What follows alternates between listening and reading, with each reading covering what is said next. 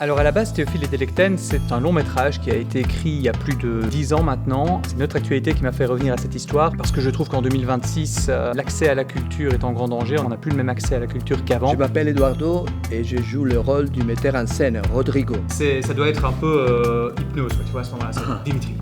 Ah, d'accord. Maintenant, tu es Théophile. C'est terminé, Dimitri. Dimitri, il est mort. Ok.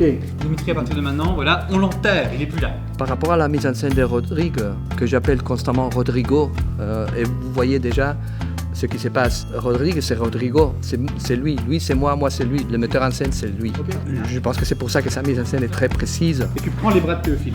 Ah, et tu les mets. Ok. Tu la serres contre toi. Donc c'est toi qui dois vraiment les prendre comme des marionnettes. D'accord. Pourquoi le soir sur moi se montre si cruel? Qui de ce sombre jeu fait me les ficelles? En fait, à l'époque, les gens parlaient tellement bien que ça me fascine vraiment. Et donc, le fait de jouer Délectène qui doit parler en alexandrin, j'adore en fait. On utilise de moins en moins de mots et on n'utilise pas souvent les bons. Et j'en fais partie, évidemment.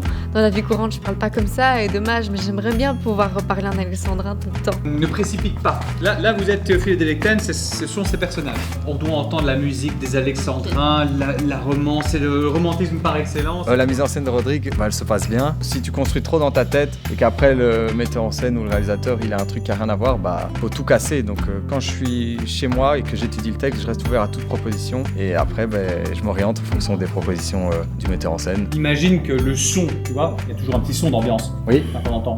Imagine qu'on coupe tout. Il y a tout qui se coupe.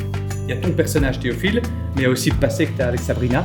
Il y a tout qui est en train de péter, mais bien comme il faut, et donc du coup ça doit se sentir. Comme on doit jouer les amants du XVIIe siècle avec Thibaut, on a forcément des scènes un peu plus intimes, donc on doit s'embrasser, etc., être très proches l'un de l'autre. Le fait que Rodrigue soit là forcément pour nous mettre en scène et qu'il est aussi mon compagnon dans la vie, n'est pas du tout un problème si on arrive vraiment à se respecter l'un l'autre. Visuellement ça va être très beau.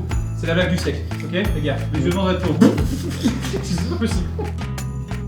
C'est pas compliqué de jouer avec la compagne du metteur en scène parce qu'on n'est pas amoureux dans la vraie vie, c'est ça l'acting. Pour les répétitions, on a le foyer culturel de Sprimont. C'est vraiment un peu ici que je me suis forgé puisque j'ai fait mes premiers pas en tant qu'acteur, c'était sur cette scène de théâtre. C'est presque un retour aux sources. C'est un peu ici qu'on s'est rencontrés avec Sylvia Rousseau aussi, donc sur les planches, sur cette planche-là, revenir pour des répétitions dans ces lieux, c'est quand même assez formidable. Quoi qu'il en coûtera, c'est toi que j'aimerais. Cool!